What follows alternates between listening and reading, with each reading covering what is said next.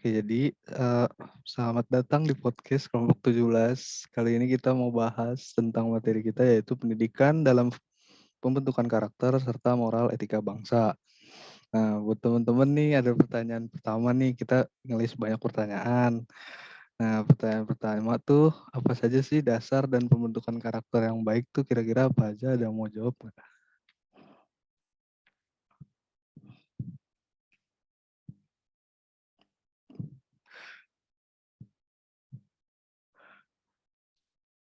Gimana? Kalau kalau menurutku sih ya, dasar dari pembentukan karakter yang baik itu pertama dari keluarga nggak sih? Kan kayak keluarga satuan terkecil pendidikan gitu loh, yang tingkat pertama keluarga. Terus yang kedua, kalau menurutku itu satuan pendidikan, tapi yang pendidikan formal, kayak yang TK, SD, SMP, SMA gitu loh. Terus yang ketiga, menurutku masyarakat adalah tempat yang baik untuk seorang pribadi berkembang. Karena dalam masyarakat itu banyak ilmu-ilmu yang dapat kita ambil. Kalau menurutku sih gitu. Oh, oke. Yang lain nih ada jawaban lain kan nih? Dwi kayaknya mau jawab tuh. Apa kita lanjut ya ke pertanyaan berikutnya? Berarti kan intinya struktural dari dasarnya juga ya, yang bercabang ke atasnya gitu. Pertanyaan kedua nih buat teman-teman nih, seberapa besar nih dan penting peranan pendidikan dalam pendidikan apa pembentukan karakter?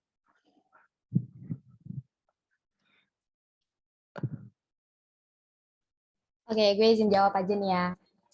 Menurut gue seberapa besar dan penting peranan pendidikan itu tuh besar dan penting banget. Jadi kalau misalkan teman-teman tahu ada namanya pendidikan karakter. Jadi menurut gue tuh pendidikan karakter itu tuh adalah sebuah usaha di mana para pendidik itu tuh ngajarin gitu ke seseorang buat punya habit atau kebiasaan yang baik. Nah, nanti tuh tujuannya itu tuh seseorang itu tuh punya watak yang sesuai dengan norma-norma yang ada. Jadi menurut gue untuk seberapa besar dan pentingnya itu tuh penting banget sih karena adanya pendidikan karakternya itu. Gitu Oh, oke. sih menurut gue. Kalau yang lain ada yang mau nambahin? Mungkin jawabannya dari Alifa?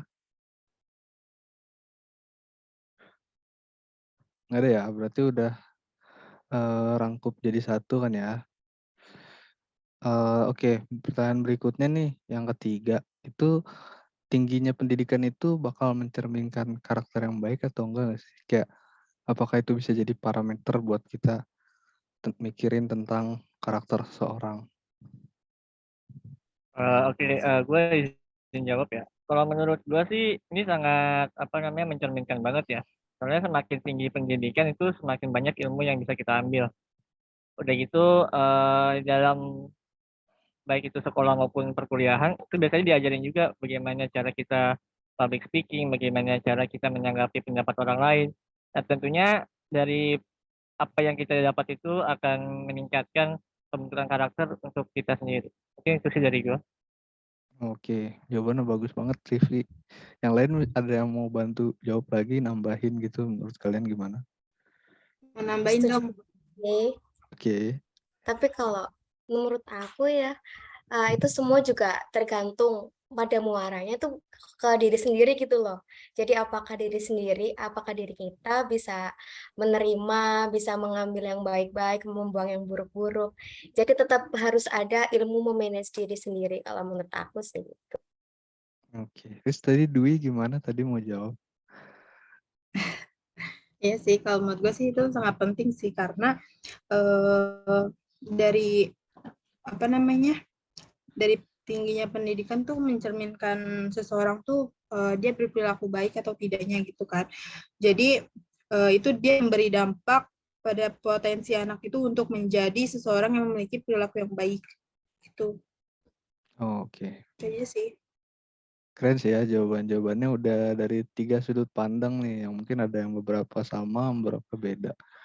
Oke, berarti itu rangkup untuk pertanyaan ketiga. Nah, terus nih kita lanjut ke pertanyaan keempat nih. Mengapa diperlukan pendidikan dalam pembentukan moral etika bangsa? Jadi itu kenapa sih kita harus ada pendidikan moral? Nah, menurut kalian gimana tuh?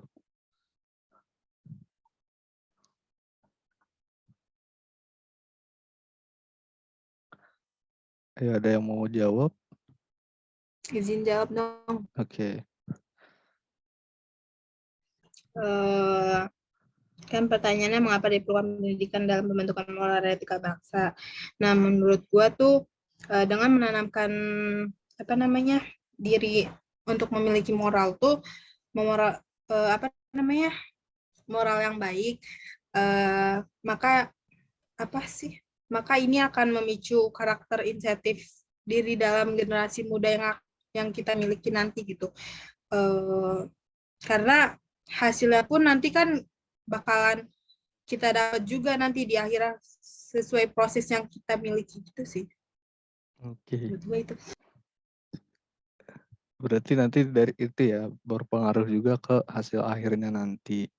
Terus gimana nih Iya, kalau sesuai prosesnya. yang lain ada yang mau nambahin nggak dari jawabannya Dwi? Yang mungkin merasa kayak jawabannya kurang lengkap atau gimana? Nggak ada ya? Kalau nggak ada, kita rangkup, terus kita lanjut ke pertanyaan kelima nih. Nah, pertanyaan kelima ini, pendidikan karakter yang seperti apa ya yang berpengaruh dalam pembentukan moral dan etika bangsa. Jadi tuh bentukan pendidikan karakter itu menurut kalian yang berpengaruh banget tuh seperti apa sih? Kan banyak tuh ya. Kalau zaman sekarang tuh model-modelannya mungkin kayak LDKS dan lain-lain gitu ya. Kalau di SMA. Jadi menurut kalian tuh gimana tuh? Oke, aku izin jawab ya. Menurut aku salah satu contoh pendidikan karakter yang berpengaruh itu strateginya itu memberikan contoh yang baik, misalnya memberikan materi akademik, terus siswa harus mendapat perilaku yang baik juga dari guru supaya dia juga bisa menanamkan perilaku baik itu kepada sesama dan masyarakat. Yang kedua adalah memberikan apresiasi baik kepada orang lain maupun kepada diri sendiri juga harus diapresiasi. Yang ketiga adalah memberikan pesan moral pada setiap pelajaran. Jadi istilahnya kayak mengambil hikmah gitu dari setiap kejadian gitu. Terus yang keempat, jujur dan terbuka pada kesalahan, baik kesalahan diri sendiri maupun kesalahan masyarakat sekitar. Gitu aja sih menurut aku. Mungkin ada yang mau menambahkan. Ya, berarti tadi udah disebutin tuh sama Sabrina macam-macamnya yang mulai dari dasar-dasar. Kalau menurutku sih itu mungkin dari pola strategi pola pikirnya ya dari sisi guru maupun murid. Kalau yang lain nih gimana? Mau ada yang mau nambahin lagi mungkin dari jawabannya Sabrina? Izin nambahin, menurut aku sih kayak pengajaran kayak tentang sopan santun itu juga penting sih buat kayak pendidikan moral etika bangsa. Karena kan kayak kalau misalnya kita nggak ada sopan santun kan juga itu nggak baik kan. Terus ya. Iya sih. Berarti percuma ilmu pinter-pinter tapi moralnya nggak ada. Oke, lanjut nih ke pertanyaan ke-6. Nah, apakah bobroknya moral bangsa menunjukkan bahwa pendidikan kita di Indonesia itu masih rendah? Kalau menurut kalian gimana? Karena kan di luar negeri kan juga ada nih bobroknya moral gitu kan, nggak cuma di negara kita. Tapi kalau menurut kalian gimana tuh? Apakah itu bisa jadi parameter untuk menunjukkan bahwa pendidikan Indonesia tuh masih rendah apa gimana gitu? Ada yang mau jawab? Aku mau jawab lagi. Boleh deh, Sabrina dulu. Oke. Oh ya, nggak apa-apa Rizky dulu deh. Nanti aku nambahin aja. Oke, makasih Sabrina. Kalau menurut pandangan saya ya, kalau semakin bagus kualitas suatu anak muda termasuk pelajarnya itu semakin bagus juga mutu dari suatu negara ya.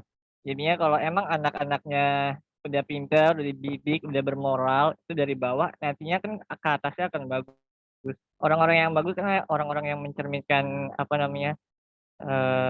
suatu negara itu maju gitu kalau menurut aku. Jadinya ya pada akhirnya emang pendidikan itu yang kualitasnya rendah akan menurunkan ini negaranya, kualitas negaranya. Itu Sabrina mau disampaikan. Oke, bagus. Iya benar. Menurut aku juga semakin tinggi kita menempuh pendidikan, semakin baik karakter yang kita miliki karena kan setiap jenjang pendidikan tuh pasti semakin dilatih lagi gitu. Tapi jangan lupa kalau misalnya pendidikannya tinggi juga percuma kalau nggak punya etika ya. Iya. Gitu aja. Oke, untuk yang lain nih mungkin ada yang mau nambahin dari Rifki sama Sabrina? Mau nambahin juga, sebenarnya kita juga nggak bisa bohong ya, kalau misalnya kita bela Indonesia, enggak kok Indonesia kualitas pendidikannya udah bagus. Soalnya pada tahun 2021 udah ada survei nih yang menunjukkan kalau pendidikan di Indonesia itu mendapatkan urutan ke-12 dari 12 negara di Asia. Salah satu alasan penyebab kualitas pendidikan Indonesia itu rendah adalah karena rendahnya pendidikan guru. Oke, berarti kalau dari sisi data juga udah terbukti banget tuh. Kalau Indonesia tuh masih butuh bantuan banget soal pendidikan. Nah, mungkin yang lain ada yang menambahin atau menurut kalian sudah lengkap?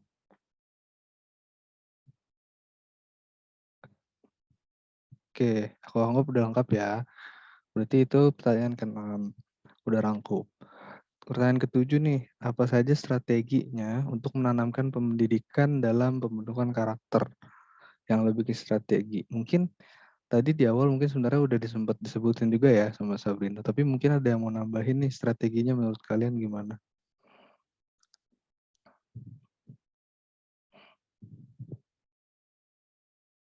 Ada yang mau nambah?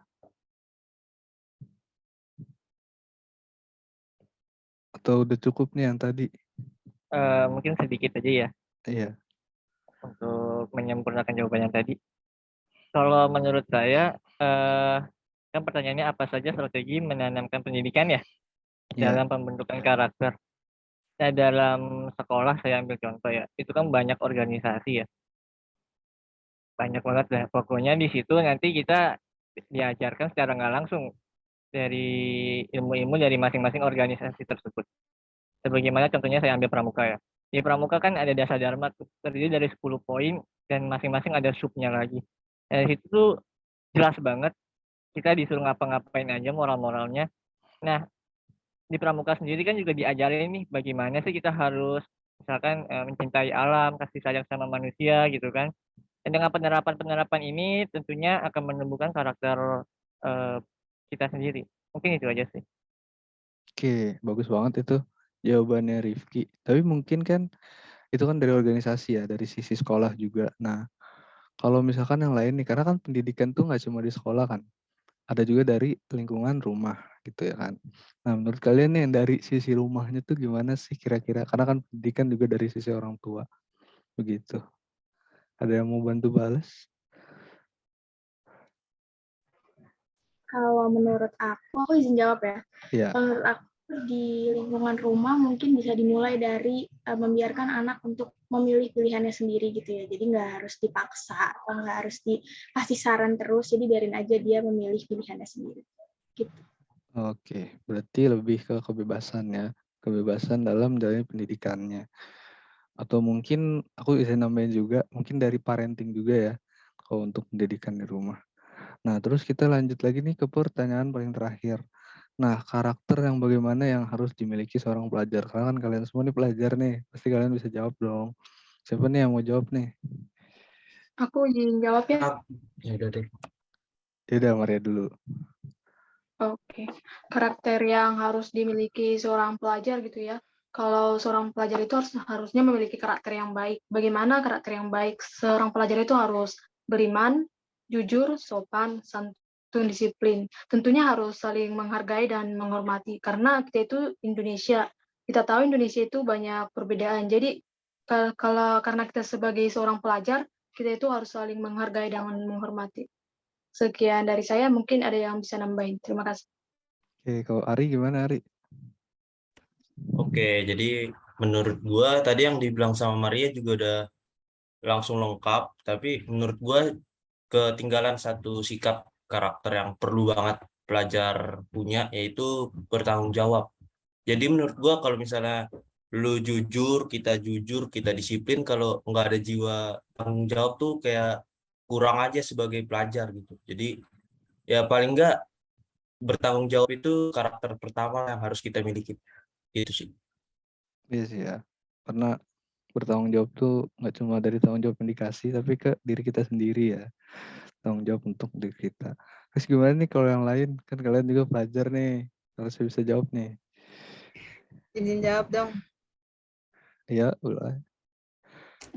tadi kan jujur ya. Terus kalau menurut gue sih kayak dia harus berpikir kritis gitu. Soalnya kan apa namanya, setiap pelajar tuh kayak memiliki kayak lu harus gimana, lu harus kesini, lu harus kesini, kayak dia punya kepilihan sendiri gitu. Jadi kita tuh kan kita udah lumayan dewasa gitu kan, udah dewasa lah ibarat kata gitu kan. Jadi kita harus punya pilihan sendiri, kayak gak usah ikutin temen lu kesini, lu ikut kesini, temen lu kesana ikut sana gitu kan. Jadi kita harus punya pikiran yang buat kita, yang baiknya tuh kita kemana gitu kan. Jadi nggak usah ikutin orang gitu sih menurut gue. Oke, yang lain nih ada yang mau nambahin atau menurut kalian udah lengkap apa belum nih? Aku anggap udah lengkap ya. Mungkin berarti itu kesimpulannya ada yang mau nyimpulin, mungkin bantu nyimpulin dari hari ini nih. Kita ngomonginnya apa aja tuh tadi barusan. Aku coba deh buat nyimpulin Oke.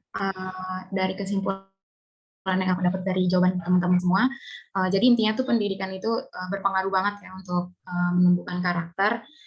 Tapi belum menjamin juga kalau misalnya pendidikan itu bisa bikin etika dan moral kita itu baik. Tapi pendidikan bisa membantu kita menumbuhkan karakter.